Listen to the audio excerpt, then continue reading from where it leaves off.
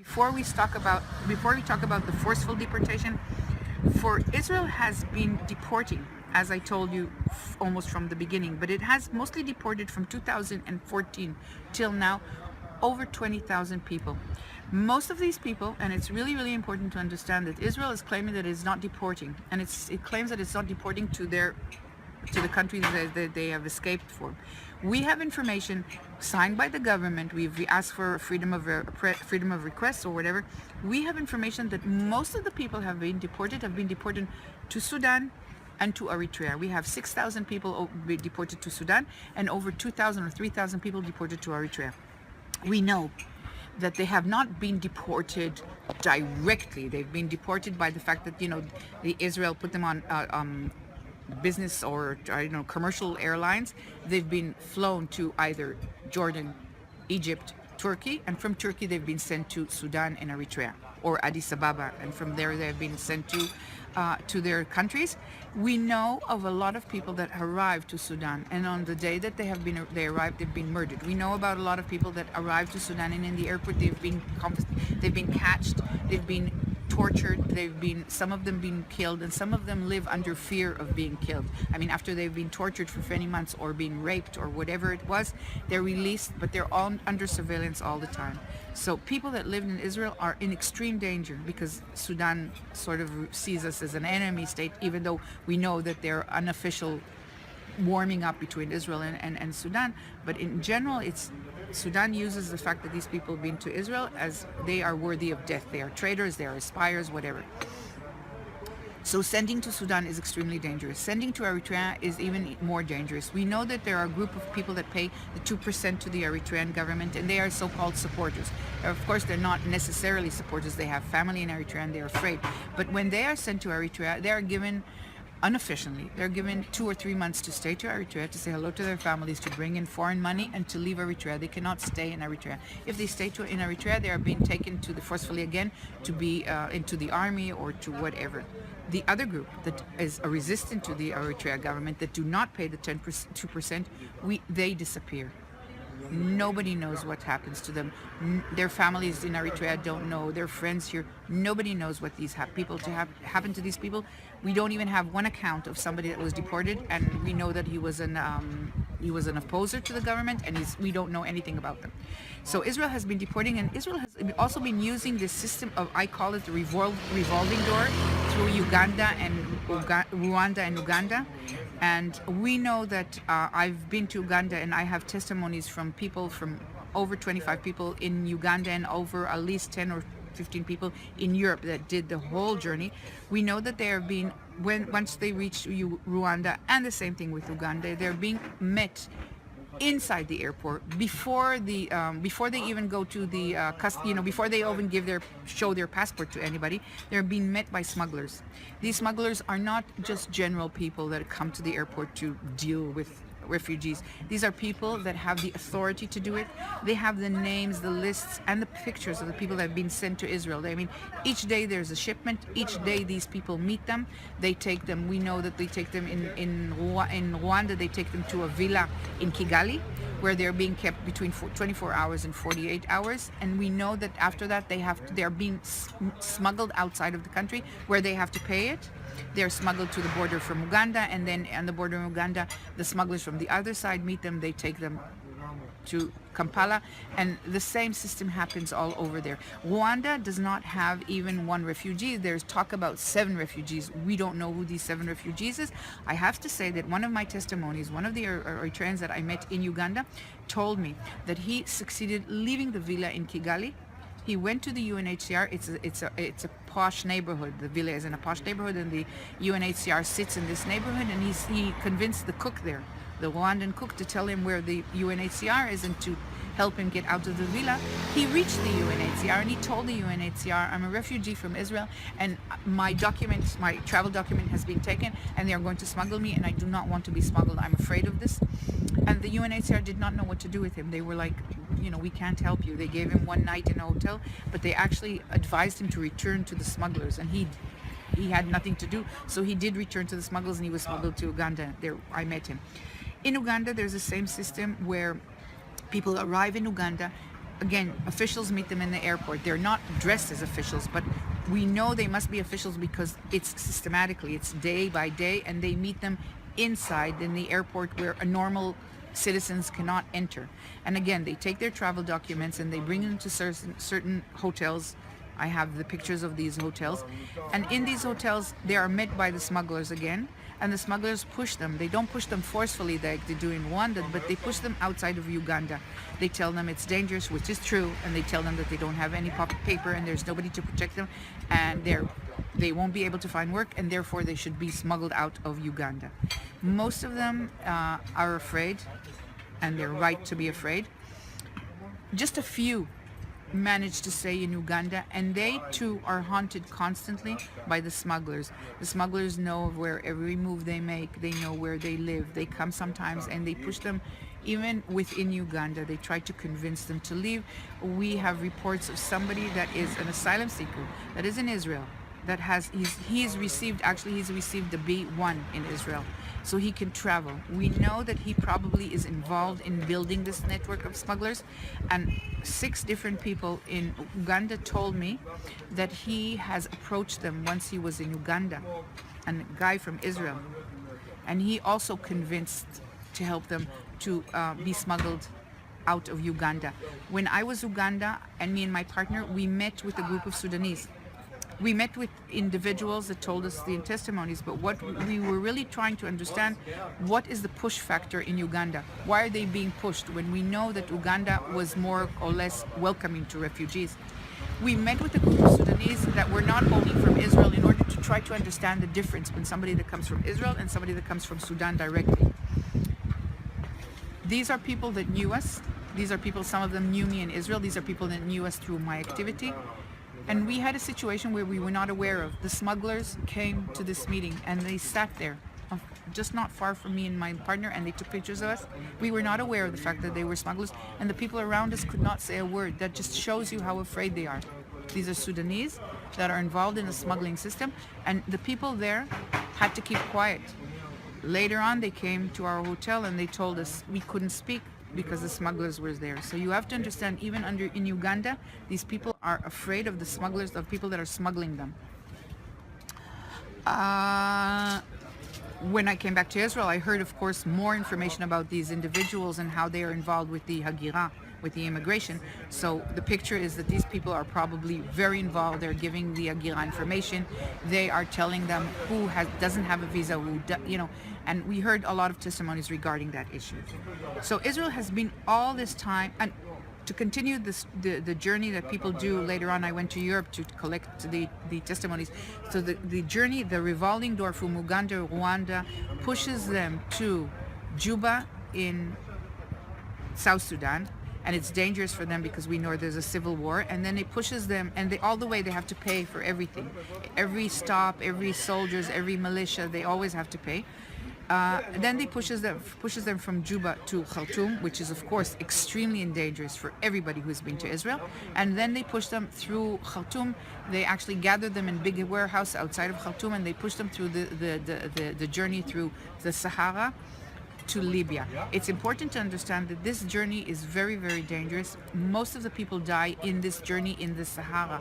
First of all, they're being the people that smuggle them actually call attackers, call militia groups, and call people, and they're being, again, beaten, raped. They're taking whatever money they have. They're being treated very badly, and a lot of them die in the desert. They die in the desert both because of these attacks, but they also die in the fact that even though they pay the smugglers, they have no food, and with the water, the smugglers always put petrol in the water, so they would drink very little water. So these people die in the desert. A lot of them die in the desert. You also have the groups in the desert, the militia that comes, they had Daesh, the ISIS. We saw pictures of refugees that I personally knew one of them, and their heads were beheaded with another group of Christians. So they're all facing these dangers. Once they enter Libya, before they enter Libya, they're also faced with danger by the Chad militias, because sometimes they see them as actually, commodity. So They're being taken away from the smugglers, and then the smugglers have to rebuy them, and back and forth. And actually, it's not the smugglers that are rebuying them. They have to pay the smugglers to rebuy them from the Chad. So it's really crazy. And then they reach Libya. In Libya, there's this system of warehouses, where each warehouse wants to get its own cut from these people. So they're being put in these warehouses. Sometimes they're being put in for like a few days, sometimes for weeks, and sometimes for months. These warehouses, they're being treated very, very badly. They told me that, I have pictures from there, they told me that they cannot lie on their back even. They have to stay on their side even if they're being beaten there. The women are being raped there. They're being starved there. A lot of people saw other people die in the warehouses. Now, the idea of the warehouses, again, as I said, to extract more money out of them. So sometimes they find themselves being sold from one warehouse to another, even though they paid the smugglers to reach Libya in order to travel to the sea. I also want to remark that the issue about some of them do not want to cross the sea. Some of them are afraid and want to stay in. They said once they left Africa and being brought back to Africa, sometimes they think perhaps it's better for them to stay in Africa. But they are actually, I call it like it's like they're being pushed. The minute they land in the airport in Rwanda, Uganda, they're actually being pushed without any, they don't make their own decisions. They're being pushed. It's not like people think, they want to reach Europe.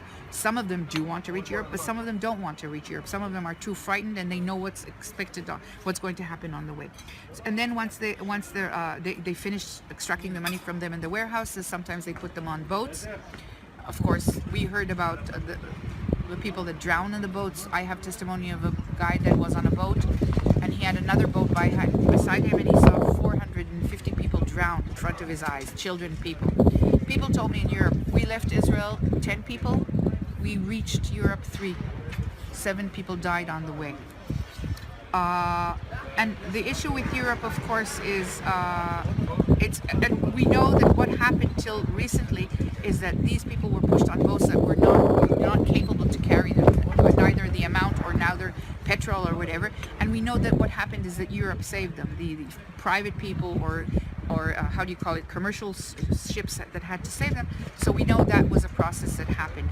We know, and the other thing is, just to finish, the journey does not end once you reach, of course, Italy. Most of them escape Italy. Most of them do whatever they can to escape Italy, but they don't want to register under the Dublin Convention. They don't want to register, so they try to push out of Italy. Sometimes they're being caught, returned, but most of the people that I know have succeeded to leave Italy, to run to whether it's Holland, Swiss, Germany, or France.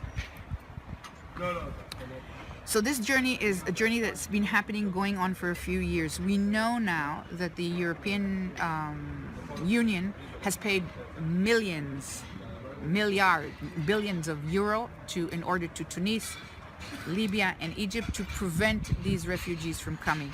So if the numbers were last year, before Europe closed its gates, 87,000 people, we know that this year only 33,000 people have succeeded to reach Europe. We know that the numbers of the drowning are enormous. We know that people that are leaving Libya now are being picked up from commercial boats, but boats that Italy sold to Libya, and these boats take them back to camps in Libya. So what we understand is the border is closed. We know that what has been happening in the last few months is that people are being sold in Libya. I think everybody saw these reports, but they're being sold as slaves. They're being sold into the sex industry or whatever. We know that they're being tormented. I've seen videos that are unbelievable where they're being tormented, I think, again, to extract money from the families in order to have them released from the hell that Libya has become. The hell that Libya has become in Europe money.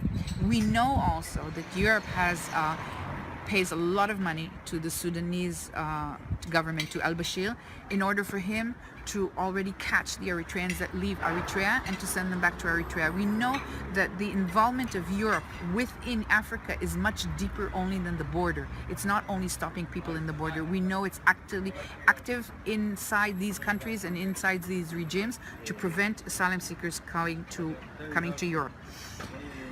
Now we know that since we know this, and the other thing is that Israel has, since March 2050, decided that it's not successful in deporting enough people. 20,000 people out of a community of 54,000 people is not enough for Israel. Israel wants to deport everyone.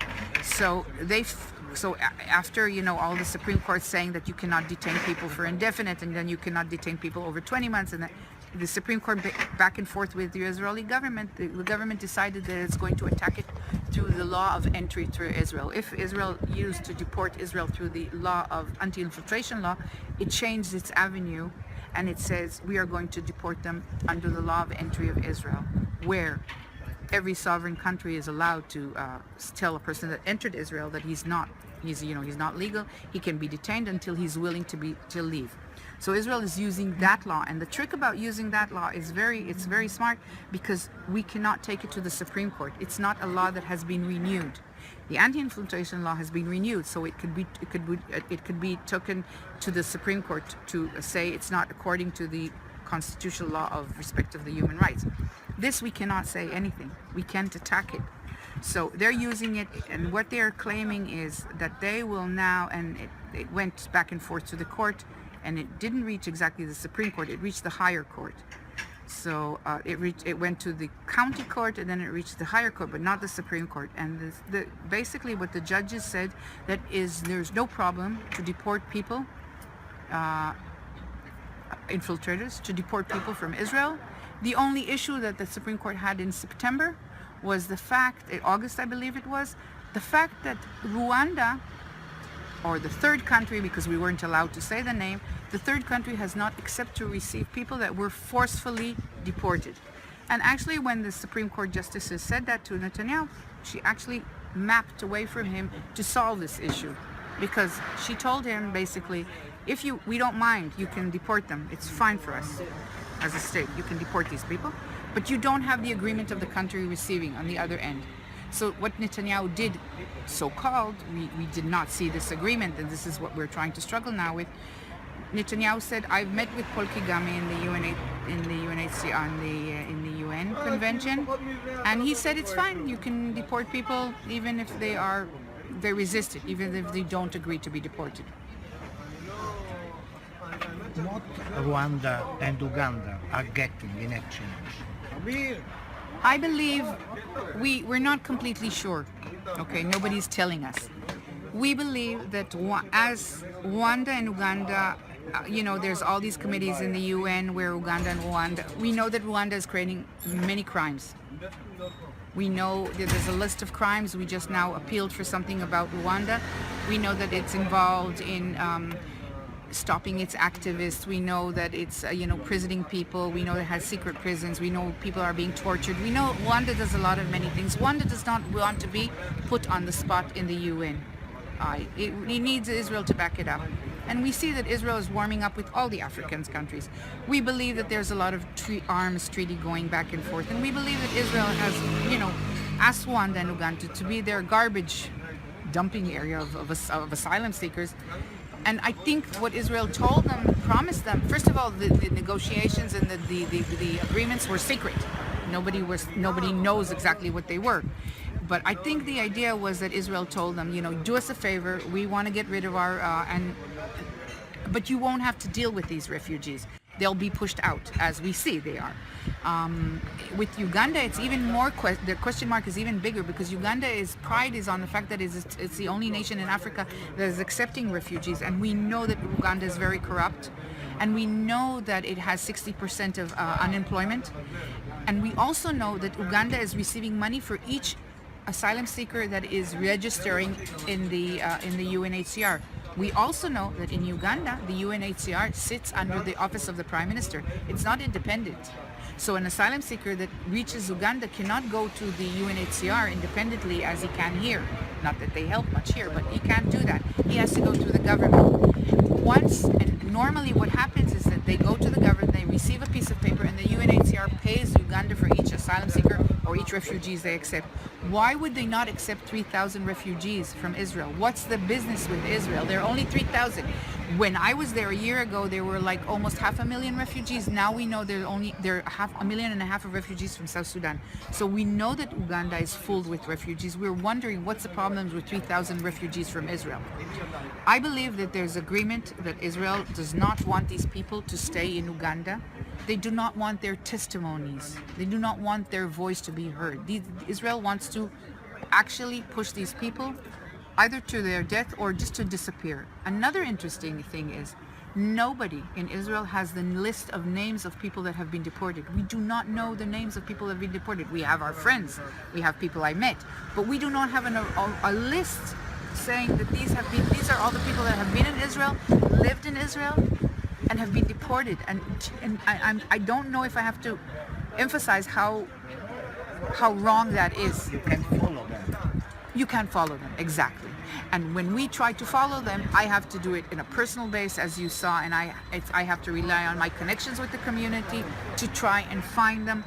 Sometimes the community meets me, but does not want me to publish the fact that I met with this or this person. The community does not want to give me, sometimes they give me names, but it won't allow me to publish the names of people they know that died. Sigale, last question. Now, in 3 months, the asylum seekers, they have to decide if to leave voluntarily or to go to prison. Okay. Can you give us also numbers? First, we have to talk about who are the people that are first going to be under this idea. The government at this point can't for many reasons. It doesn't have enough money, and it doesn't have this dump yard to just trash all the refugees as the image will go. The idea at this point, first of all, you have to understand, Israel has always worked on a policy of creating fear and knowledge that not people don't know what's happening. Okay, so it's spreading out a lot of lies. My message to the community is, don't panic at this point. Israeli government is panicking you and trying to cause you to leave on your own. They're saying that if they won't leave in the 3 months, they will not receive the $3,500. There's all these lies that the Israeli government is always pushing out to cause panic. The people that are going to be deported, and which are deported almost anyway, are those that their asylum seekers, their RSD request has been rejected, or those who have not submitted an RSD form. Okay, these are the first people that are going to be deported. The numbers, I think, they're not going to deport the South. They're not going to deport the Darfurians. They're going to deport the asylum seekers from the Nuba Mountains. They're going to deport asylum seekers from the Blue Nile. Most of them have submitted an RSD, so I think that community is safe. So we're talking about the Eritreans. If you have 27,000 Eritreans and you have at least 7,000 women, and they're married, so you know a group of them, let's say 14,000, are not under. These are numbers that my figure is. Okay, it's not official. We know that 14,000 people have submitted their RSDs, and we know that half of them have been rejected.